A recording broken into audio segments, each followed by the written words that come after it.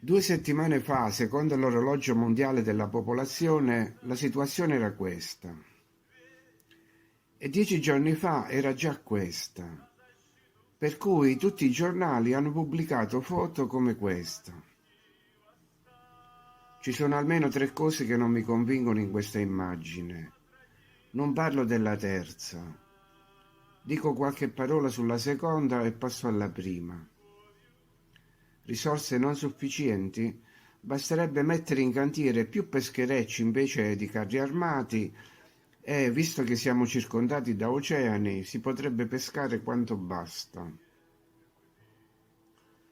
Per quanto riguarda il numero di 8 miliardi, su che base è stato calcolato?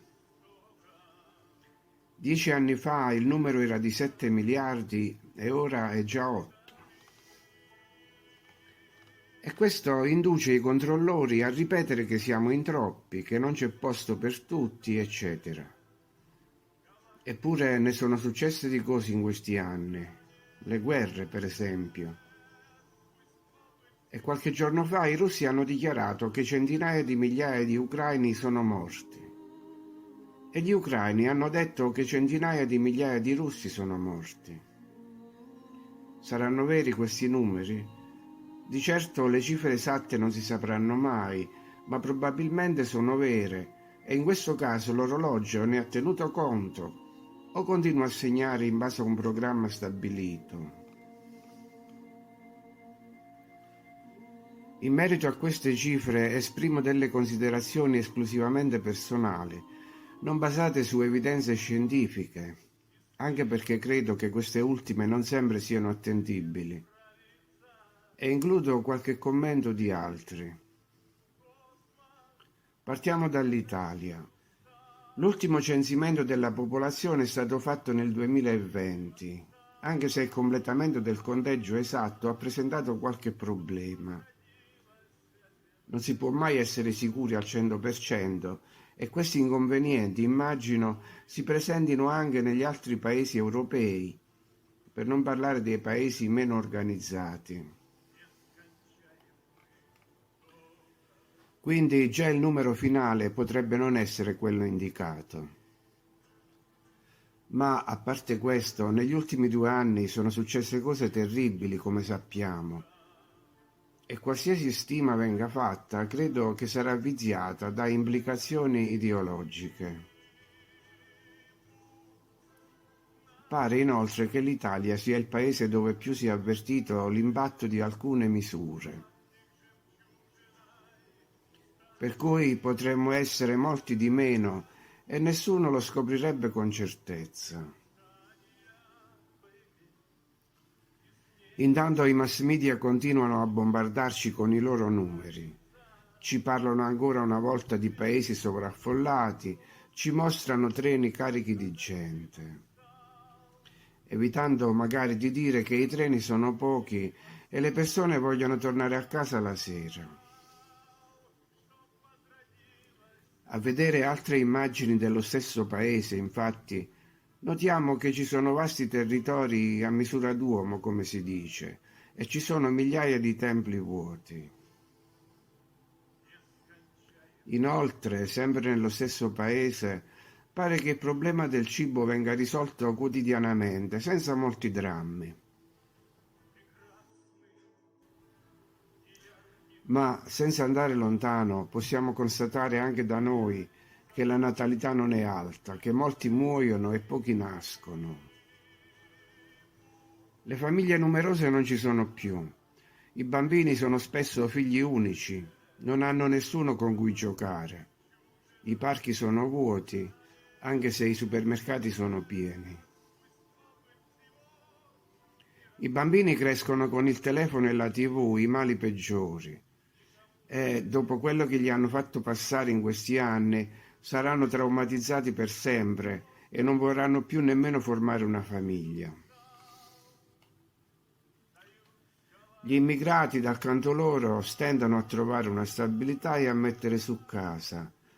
Abbiamo paesi con un solo abitante. Le campagne sono deserte e le città non offrono lavoro, quindi dov'è tutta questa popolazione? Abbiamo anche visto con quanta facilità l'intero gregge è stato rinchiuso.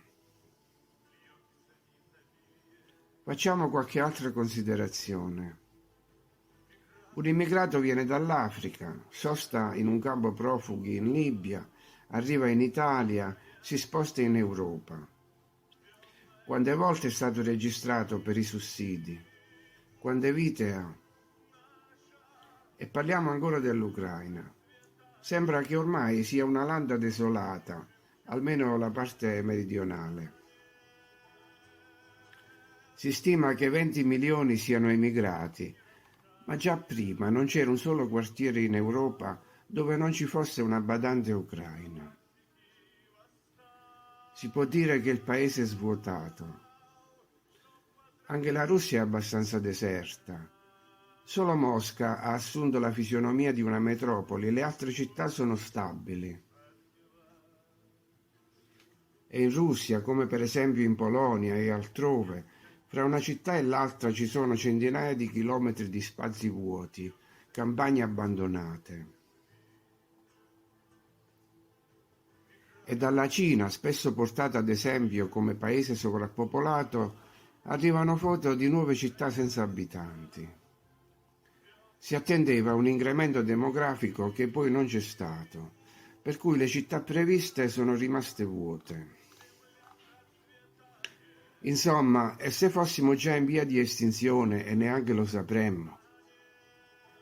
Forse siamo rimasti in pochi, e ancora di meno se ci riferiamo agli esseri umani. Infatti molti di quelli che vediamo in giro, quelli che ci hanno assillato ogni giorno negli ultimi anni, sono cloni senza anima. Concludo con un ricordo letterario. C'è un libro di Gogol intitolato Le anime morte. Parla di un piccolo avventuriero, Chichikov, che se ne va in giro per la campagna russa del 1820 comprando i servi della gleba già morti ma non ancora registrati come tali, cosa che avveniva alla fine dell'anno. Quindi pretende di essere considerato un grande proprietario terriero con un numero molto alto di persone, dette anche anime, al suo servizio, che in realtà non esistono. Quest'imbroglio lo aiuterà a scalare i gradini della buona società della capitale. Forse non si tratta solo di un romanzo.